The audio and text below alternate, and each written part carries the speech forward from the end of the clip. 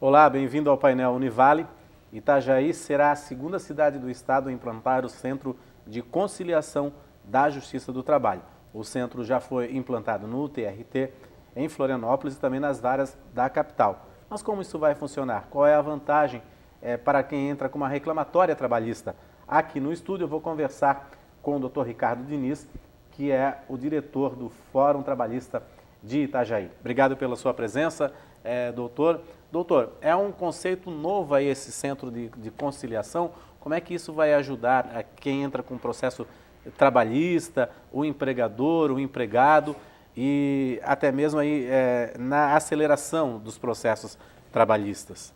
Eu quero inicialmente dizer que é um grande prazer estar aqui na TV Univale, porque eu cursei o Direito aqui na Univale, me formei na Univale, fiz a minha pós-graduação na Univale, fiz o mestrado na Univale e dou aula na Univale.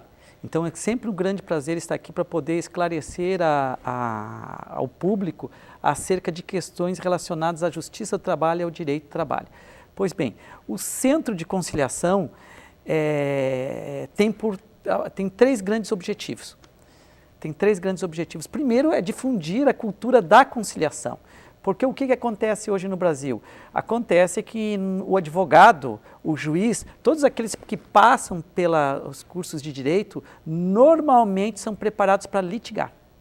Aqui na Univale, o curso de direito já tem uma outra roupagem. As pessoas já estão sendo preparadas, os alunos, para a conciliação. Então, o que acontece? Há uma grande, e isso é tradição já do direito português, que o juiz tem que decidir tudo. Tudo tem que ir para o judiciário. E, na verdade, não adianta a gente aumentar o número de juízes, não adianta aumentar o número da estrutura do judiciário, se efetivamente nós não tivermos dispositivos extrajudiciais de solução de conflitos. Só que para que isso aconteça, nós temos que efetivamente difundir a ideia da conciliação. O que é a conciliação, efetivamente? É aquela solução encontrada pelas próprias partes. E o centro visa isso, difundir efetivamente a cultura da conciliação. Além disso, o centro vai propiciar o quê? Uma solução mais rápida para o conflito. Porque na audiência lá no centro de conciliação, a pessoa vai ter uma audiência dentro de um mês e 15 dias, um mês e 20 dias, no máximo. Então, ela poderá, com a conciliação, solucionar um processo em um mês e meio, que eventualmente venha a ter uma duração, se tramitar na justiça, uma tramitação de quase 2, 3 anos. Então, olha a vantagem de você resolver com a conciliação. Terceiro, você diminui os custos para as partes. Você diminui o custo para a empresa, diminui o custo para o empregado, diminui o custo para o Estado. Todo mundo ganha na conciliação, todo mundo ganha nesse centro de conciliação. E até quem coloca processo na justiça depois que não enfrenta toda essa morosidade que na justiça do trabalho é um pouco menos, né, doutor? Você falou em 2 anos de resolver a situação, né? Na verdade, a Justiça do Trabalho, de todos os segmentos do judiciário brasileiro, a Justiça do Trabalho é a mais célere. É praticamente a única que está em padrões internacionais, em padrões de primeiro mundo. Inclusive, a Justiça do Trabalho brasileira é mais rápida do que o Judiciário Europeu. Uma boa parte do Judiciário Europeu, a tramitação de um processo demora mais do que na Justiça do Trabalho brasileira. Aqui em Itajaí, como exemplo, você soluciona um processo na primeira instância num prazo médio, aí eu digo prazo médio, de 3 a 4 meses. Por que prazo médio? Porque tem aquele processo que vai ter perícia, que vai ter prova testemunhal, outros tipos de provas. Tem processo que tem 3 perícias, 2 perícias. Então, esse processo se prolonga mais. Mas existe aquele processo que termina na primeira audiência. E na primeira audiência, ela ocorre aqui em Itajaí, a primeira audiência ocorre em 1 mês e meio. Então, nesse 1 mês e meio, o processo se resolve. Por isso que é um prazo médio. Mas nós temos em Itajaí também uma outra característica. O nosso índice de conciliação fica na faixa de 50%. O sumaríssimo, que são as pequenas causas, o nosso índice de conciliação chega a 70%. Então, é um índice alto. Só que no ordinário, que são as causas mais altas, o índice já é mais baixo. Mas já se trabalha com essa cultura, né, da conciliação. Sim, a Justiça do Trabalho, audiências, né? Veja bem, a Justiça do Trabalho, hoje se chama Vara do Trabalho, a primeira instância, mas antigamente se chamava Junta de Conciliação e Julgamento. Então há uma tradição muito forte acerca da conciliação na Justiça do Trabalho. E a Justiça do Trabalho, e aqueles que pregam, por exemplo, a extinção da Justiça do Trabalho, tem que perceber uma situação. A Justiça do Trabalho é aquela justiça que mais gera e produz tecnologia processual. Se a gente for acompanhar todas as grandes mudanças que ocorreram no processo, no judiciário brasileiro, a maioria advém da Justiça do Trabalho. Por exemplo, toda a tecnologia e técnica de conciliação, ela foi produzida mais na Justiça do Trabalho que nos outros segmentos do judiciário. A questão processual do Bacen-Jude, por exemplo, que são as penhoras via conta bancária, né? via sistema, via Banco Central, é aquela ordem, o juiz manda uma ordem de bloqueio de dinheiro, tramita no sistema financeiro e bloqueia o dinheiro na conta. Não precisa o oficial de justiça ir lá no banco penhorar o dinheiro. Toda essa tecnologia praticamente foi gerada no âmbito da Justiça do Trabalho. A desconsideração da personalidade jurídica, ela ganhou força, a possibilidade de você penhorar bens de sócios ganhou força no âmbito da Justiça do Trabalho. Nós costumamos dizer até que o novo Código de Processo Civil, na verdade, é uma cópia daquilo que acontece na Justiça do Trabalho, em muitas coisas. A informalidade da Justiça do Trabalho, a agilidade da Justiça do Trabalho. Então, se não existisse Justiça do Trabalho, certamente no todo nós teríamos um judiciário bem pior do que é hoje. E doutor, como é que o processo vai chegar no centro de conciliação? Existe uma distribuição, por exemplo, eu entro com uma reclamatória trabalhista e o meu advogado ele já vai pedir para ir para o centro de conciliação? Como é que vai funcionar todo esse mecanismo? O centro de conciliação será instalado dentro dos próximos 100 dias aqui em Itajaí. Nós estamos ainda fazendo o desenho do centro de conciliação. Obviamente que nós queremos começar com um projetinho, vamos chamar de piloto, em que nós vamos fazer alguns experimentos nesse projeto e vamos ver efetivamente o que funciona e o que não funciona. Mas a ideia inicial, são os processos, antes de começar a execução, o processo obrigatoriamente vai para o centro. Entendi. O que é a execução? É aquela fase em que já existe a sentença, já transitou em julgado a sentença e agora só falta cobrar. Então, o que nós temos que fazer? Os cálculos, pegar a sentença e fazer o cálculo para verificar o que deu essa sentença, se deu 1.000, 2, 3, 10, 15, 20 mil, fazer o cálculo, intimar a outra parte, as partes se manifestam, intimar as partes, ou melhor, as partes se manifestam sobre os cálculos. Se as partes concordarem com o cálculo, o juiz homologa. Aí o juiz cita a empresa para pagar, o executado para pagar a dívida. E o executado poderá vir pagar a dívida, depositar o dinheiro, poderá simplesmente depositar o dinheiro para discutir novamente a dívida, os valores, poderá apresentar um bem a penhora, poderá ficar silente. E aí o processo continua e, eventualmente, o juiz vai ter que penhorar um bem da empresa, levar a um leilão, vender o bem para pagar o reclamante. Então, com a reforma trabalhista, essa questão ficou muito complexa. E a gente, num primeiro momento, a gente está imaginando que com a reforma trabalhista na parte de execução, o processo vai dobrar o prazo de duração. O que durava 3 meses passará a 6 meses. É um desgaste, né? É um desgaste. Então, a reforma trabalhista na fase de execução, em alguns aspectos, ela representa retrocesso processual. Ela não representa avanço. Ela não representa modernização. Muito pelo contrário. Ela representa voltar à década anterior a todas as reformas processuais que nós tivemos. Representa voltar lá para 1940, quase. Nossa. Tá? É um retrocesso, efetivamente, nesse ponto, em alguns aspectos, quero deixar claro, porque em alguns aspectos o legislador, como diz o pessoal, mandou bem, né? O legislador fez uma alteração razoável e que realmente representa uma modernização. Mas neste aspecto da execução, nós podemos dizer que no todo não foi boa. E a nossa ideia, então, é, antes de começar a execução, mandar para centro de conciliação. Mas no futuro, a tendência é todos os processos, todas as reclamações trabalhistas, antes de chegar ao juiz que a julgará, passará pelo centro de conciliação obrigatoriamente, tá? Salvo por exemplo, as ações contra municípios, Estado, União, porque esses entes eles não podem fazer conciliação. Tá? Então, mandar para o centro de conciliação é algo inócuo. Então, a gente vai efetivamente mandar aqueles processos que têm potencial para acabar com uma conciliação. Já houve uma tentativa da Justiça do Trabalho também, que eram feitos em sindicatos? Essa era chamada Comissão de Conciliação Prévia. Essa foi na década de 90. De 90. Isso. Só que as comissões de conciliação prévia acabaram morrendo na casca. Era uma ideia boa. Antes de ingressar na justiça, você teria que passar por uma comissão de conciliação prévia que era formada pelos sindicatos, patronal e de empregados. Poderia ter a empresa também poderia ter uma comissão de conciliação prévia dentro da empresa. Passaria por lá e, se houvesse acordo, haveria quitação integral, liberatória, que a gente chama, né? O empregado não poderia mais entrar na justiça, porque tudo estaria quitado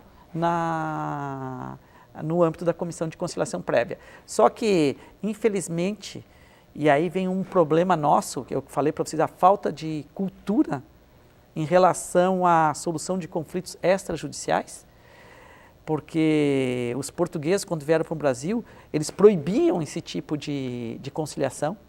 Então, no Brasil, nós temos uma cultura que tudo tem que ser resolvido pelo juiz. Por exemplo, só para a gente fazer um paralelo com outros países, nos Estados Unidos, as questões que envolvem inquilinato, 95% das questões são resolvidas em mecanismos extrajudiciais. 5% só vai para o judiciário. 5% vai para o judiciário. Então, é um número muito pequeno. Aqui, praticamente, 100% vai para o judiciário. As reclamações trabalhistas hoje que nós recebemos, praticamente, dos conflitos trabalhistas que existem na sociedade, você tem, obviamente, aqueles empregados que são dispensados, que não recebem e não ingressam na justiça. Tá? Mas se nós formos fazer o que é resolvido, o que é resolvido em mecanismo extrajudicial e o que é resolvido na justiça, você tem um índice de resolução em mecanismo extrajudicial quase que menor, que não chega a 1%. Nossa. Só para você ter uma ideia da dificuldade. O judiciário brasileiro praticamente vive abarrotado. Vive abarrotado. Tá certo, doutora. A gente vai fazendo um rápido intervalo. Daqui a pouco eu volto a conversar novamente com o doutor Diniz. Vamos falar um pouquinho também sobre essa reforma trabalhista, né, doutor? Que está esquentando aí a cabeça do trabalhador, do empregador também, e de advogados e de tudo mais, né? A gente volta em instantes.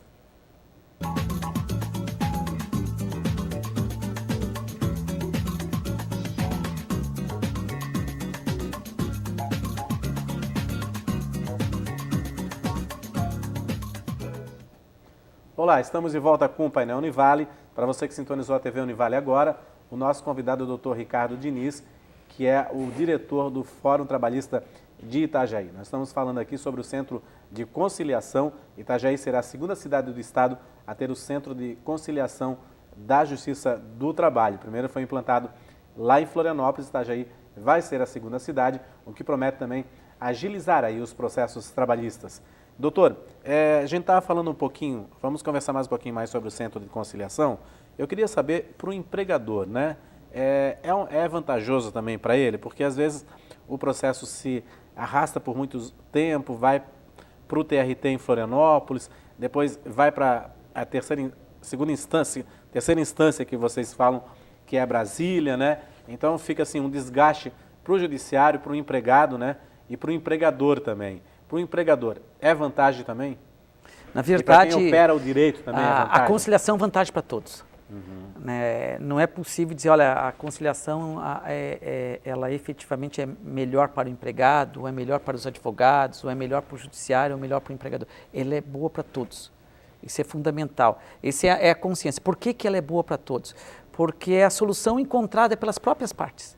É o empoderamento das partes, né? As partes ficam, vamos dizer assim, mais poderosas, porque elas próprias encontram a solução para o conflito.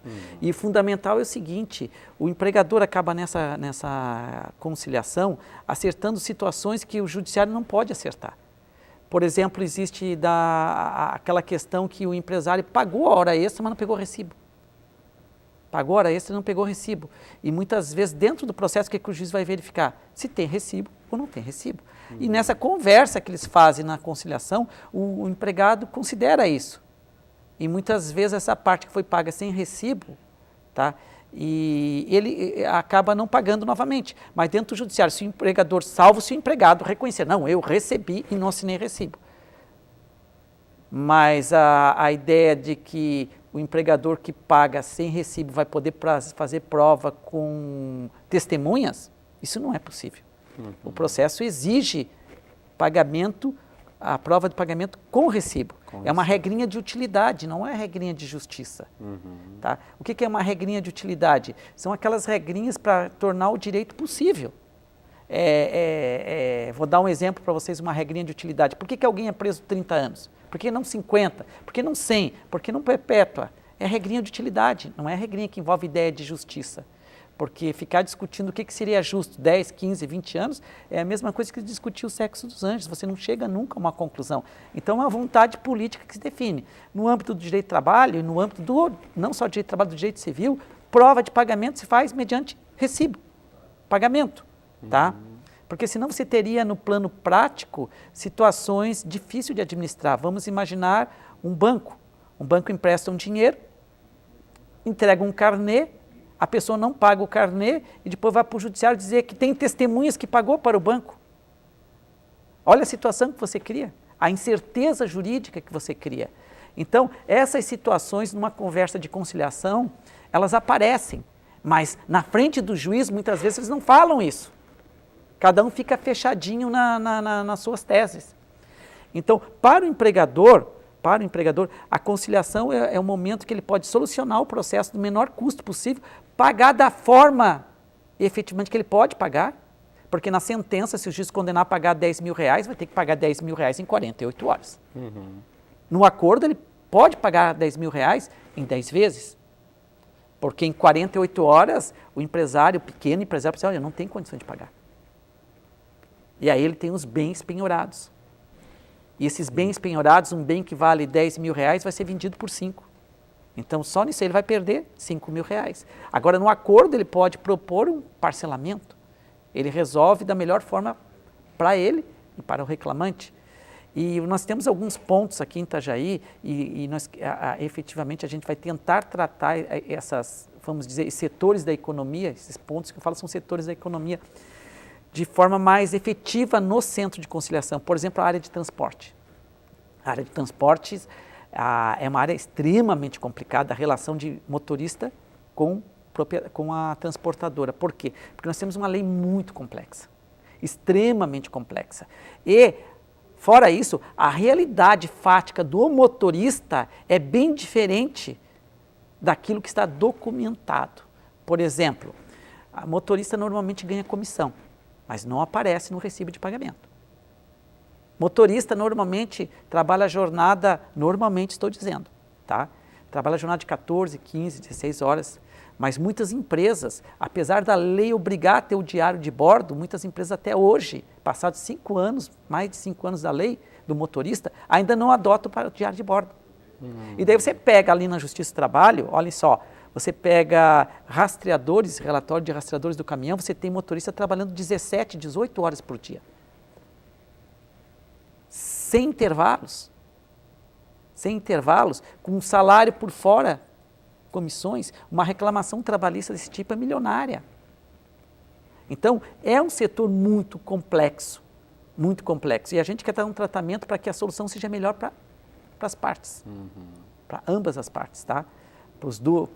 Tanto para o empregado como para o empregador. Existem algumas profissões assim também meio complicadas, assim, por exemplo, eu já li, por exemplo, o cabeleireiro que aluga uma cadeira no salão, né? E depois vai a Justiça do Trabalho pedir as indenizações e tudo mais, o que ele tinha de direito. Também é um pouco complicada a lei, não é, doutor? Não, mas nesse ponto, pelo contrário, a lei, a jurisprudência, vamos dizer assim, é no sentido que não há vínculo de emprego. E agora, por exemplo, saiu a lei, saiu a lei que são destinadas aos profissionais da área de beleza, desde que tem um acordo escrito, um contrato de parceria, vamos chamar de contrato de parceria, desde que tenha esse contrato de parceria, não há vínculo de emprego. Só que a lei expressa, se não houver o contrato, é vínculo de emprego. Então, todo aquele que tem um salão de beleza hoje e traz para uma manicure, um pedicure para trabalhar no salão, tem que fazer o quê? Fazer um contrato de parceria. Isso é fundamental. E lavrado em cartório e isso tudo mais. Mesmo, isso mesmo. Não precisa ser lavrado em cartório. Basta, agora o ideal é que seja reconhecido firma. Sempre é bom reconhecer firma, mas não precisa ser em cartório. Pode fazer, o advogado pode fazer, sempre o ideal é procurar um advogado para fazer esse tipo de documento, tá? Embora hoje você busque na internet, você tem modelos de contrato. A mesma coisa ocorre hoje com o corretor de imóveis. A imobiliária que tem aquele corretor, eles podem fazer uma parceria, não gera vínculo de emprego. Entendi. A diarista, por exemplo, a lei mudou faz pouco tempo também, é uma regrinha de utilidade, até 2 dias não é diarista. Então, na casa, na residência, se eu contrato uma mulher para fazer limpeza até 2 dias, é diarista. Passou de 2 dias, é empregada. Então, são regras de utilidade. Aí, quem contrata tem que observar isso.